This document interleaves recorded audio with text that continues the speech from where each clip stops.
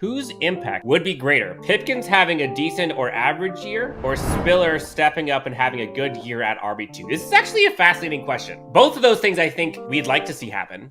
But in my opinion, there's a clear answer of what needs to happen. And I think it might surprise you. I think it's Spiller. Oh, that was not what I was expecting. No, okay, I know. Go ahead. Okay, I can't wait to hear this. Now, the reason for that, Trey Pipkins, I think, is going to have kind of an average year. I think he was average last year, if we're being honest. Like, maybe a little below average. But the Chargers can make do with that. They can scheme around that if he's not able to perform at that level. Justin Herbert still had an MVP caliber season when he didn't have a right tackle. I don't think that is as crucial as everyone is kind of fearing. If you have a bad right tackle, yes, I know the Max Crosby game week 18, that sucked. But now that we have less holes on the offensive line, you can scheme against that. You have a Zion Johnson right next to him. You could bring a tight end. You could bring a Josh Kelly over there if he makes the team to help with pass protection. What you can't do is produce an RB2 and spell Austin Eckler when there is no RB2 behind him. You're fumbling at the 1 yard line, i.e. Josh Kelly. You're getting 2 yards per carry, i.e. the rest of the running back squad.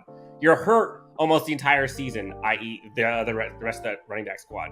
Like, you're going through attrition all year, and Austin Eckler is the only constant, and because of that, he's kind of getting a little beat up.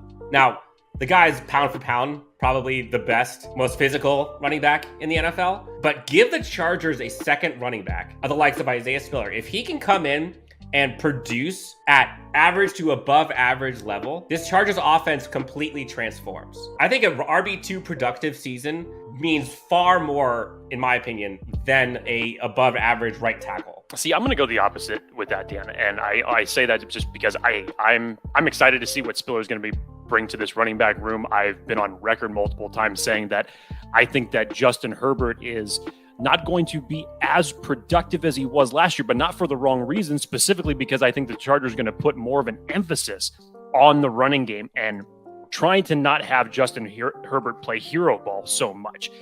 Get us into a position where we can run the ball and grind down the opposing defense. And especially if you can get a two-headed monster like Austin Eckler and Isaiah Spiller to be productive, then that's going to be a huge valuable asset for this offense. But Dan, at the end of the day, who's blocking for the likes of Austin Eckler and Isaiah Spiller?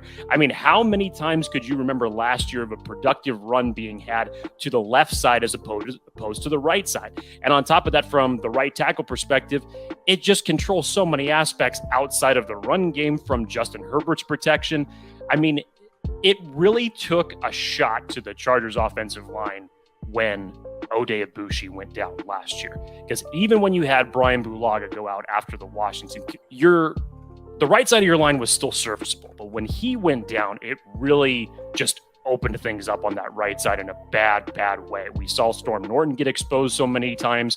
And now with the likes, it's interesting to think, Dan, if you did not have Oday Aboushi go down last year with as productive as he was being, think about this. We may be living in a universe where Zion Johnson is not your pick at 17 if he did not go down, because the way that he was producing was extremely positive for this offensive line. But to the right tackle spot, with everything that we've been hearing that's positive about Trey Pipkins, Dan, I think if you can get him to match the athletic capabilities that he has and just grasp the technical aspects, the fundamentals, and hold down that right side, I think having a guy like Zion Johnson is going to help that immensely. But you lock down that right side of the line and immediately it makes obviously it protects your quarterback a lot better from both sides, and it gives your offense a little bit more versatility from especially a run game perspective on we're going to go both ways and not just rely on our all-pro rookie going to the left.